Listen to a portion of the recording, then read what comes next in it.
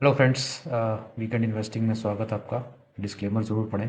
बड़ा एक interesting data point आपके साथ आज शेयर करना है, और वो global market cap to global GDP. इसका रेशियो इस चार्ट पे दिखाया गया है। ये क्रेस्केट कैपिटल के सोर्स से चार्ट आया है। तो इसका मतलब ये है कि सारी जो वर्ल्ड की स्टॉक मार्केट्स हैं उनकी market cap divide by global GDP, उसको प्लॉट किया है। तो आप ये देखेंगे कि कई ऐसे फेज़ आए हैं पिछले 100 साल में, जब ये परसेंटेज 65%, 75%, 100, 110, 125, 117 ऐसे रही है। और वो बेसिकली मार्केट के एक्सट्रीम एंड्स पे पीक बनी है वहाँ पर। तो अगर आप 1930 की जो क्राइसिस हुई, या 1965 के बाद क्राइसिस हुई, या डॉट कॉम क्राइसिस हुई, या जीएफसी हुआ, या आपका कोविड के बाद जो मार्केट बढ़ी उसके बाद गिरी।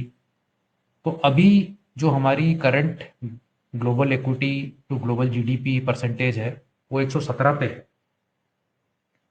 तो मार्केट्स जीडीपी के हिसाब से बहुत एक्सपेंसिव हैं। अगर हम हिस्टोरिकल पर्सपेक्टिव से देखें तो हम बिल्कुल एक तरह से बहुत स्ट्रेच्ड पोजीशन पर हैं, अगर हम उसे जीडीपी के साथ कंपेयर करें।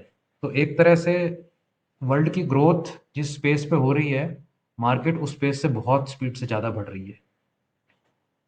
तो इसमें दो बेसिकली बातें हो सकती हैं कि भाई या तो हम इसको मानकर मार्केट्स में अपनी इन्वेस्टमेंट्स कम करें, रिड्यूस कर लें, प्रॉफिट बुक कर लें, या हम कंटिन्यू करें मार्केट्स के साथ। क्योंकि अब आप ये देख रहे हैं कि 1930 की जो क्राइसिस थी वो तो सबसे बड़ी क्राइसिस थी सेंचुरी की।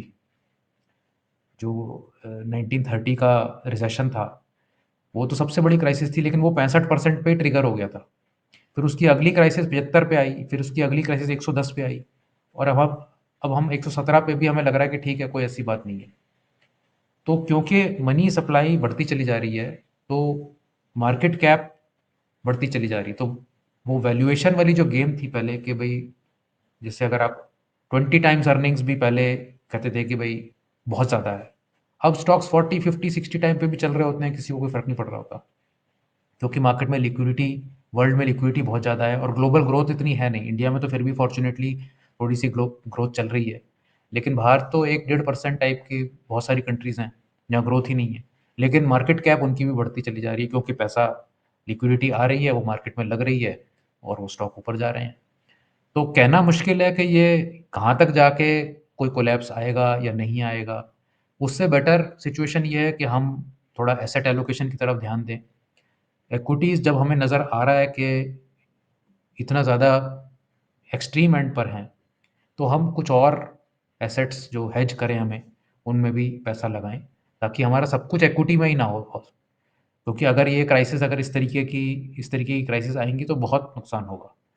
तो पर्पस इसका ये है कि एक ब्लाइंड होकर हमें इक्विटीज़ के पीछे नहीं भागना है। येस, इक्विटीज़ में रहना है, क्योंकि इक्विटी से निकलना भी मुश्किल है। बिल्कुल हम इक्विटी से निकल के बैठ जाएँ वो भी पॉसिबल नहीं है, क्योंकि वर्ल्ड चेंज हो रहा है। अब जैसे आप देख रहे हैं कि पहले 65% पे क्राइसिस आई थी, अब 117 पे भी हम ठीक हैं। तो वर्ल्ड इज़ कॉन्स्टेंटली चेंजिंग। तो आपको रहना भी है इक्विटी में, लेकिन आपको ये ध्यान भी रखना है कि आप अपना हेज करके, एसेट एलोकेशन करके अपने आप को बचा के चलें।